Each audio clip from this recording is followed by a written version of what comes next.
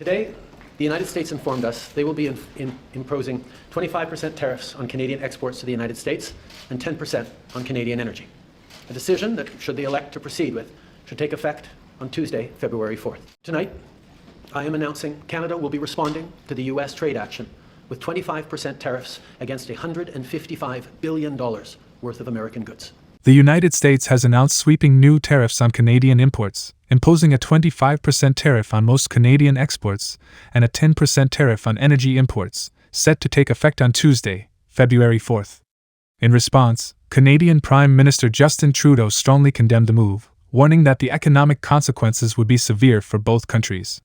He emphasized that these tariffs would not only harm Canadian industries but also increase costs for American consumers, potentially leading to factory closures and job losses in the U.S., as many American businesses rely on Canadian materials. Tonight, I am announcing Canada will be responding to the U.S. trade action with 25% tariffs against $155 billion worth of American goods. This will include immediate tariffs on $30 billion worth of goods as of Tuesday, followed by further tariffs on $125 billion worth of American products in 21 days' time to allow Canadian companies and supply chains to seek to find alternatives.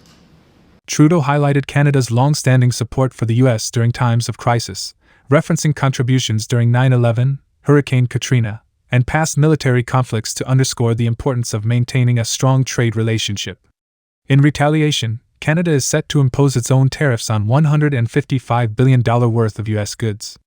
The first wave, totaling $30 billion, will go into effect immediately, followed by an additional $125 billion in tariffs within 21 days. Targeted American products include bourbon, beer, orange juice, furniture, appliances, and clothing, signaling a direct economic counterstrike. Our response will also be far-reaching and include everyday items such as American beer, wine, and bourbon, fruits and fruit juices, including orange juice, along with vegetables, perfume, clothing, and shoes. It'll include major consumer products like household appliances, furniture, and sports equipment, and materials like lumber and plastics, along with much, much more. And as part of our response, we are considering, with the provinces and territories, several non-tariff measures, including some relating to critical minerals, energy, procurement, and other partnerships. We will stand strong for Canada. Beyond tariffs, Trudeau hinted at further strategic economic measures, which could affect critical minerals, energy procurement, and supply chains, potentially disrupting U.S. industries even more. The U.S. has defended the tariffs by citing border security concerns and the fentanyl crisis, but Trudeau dismissed these claims, pointing out that less than 1% of fentanyl and illegal crossings originate from Canada.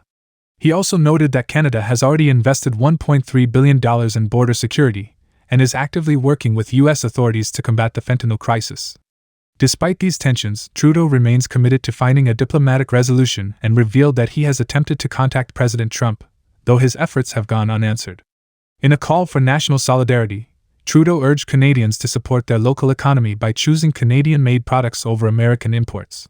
He encouraged consumers to swap Kentucky bourbon for Canadian rye and to consider domestic travel instead of U.S. destinations. Checking the labels at the supermarket and picking Canadian-made products.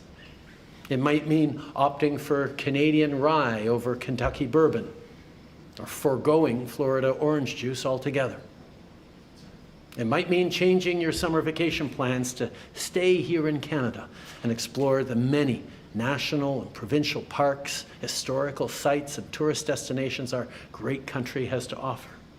Assuring businesses and workers that Canada is fully prepared to defend its industries, Trudeau made it clear that while his government is open to negotiation, they will not hesitate to protect the nation's economic interests.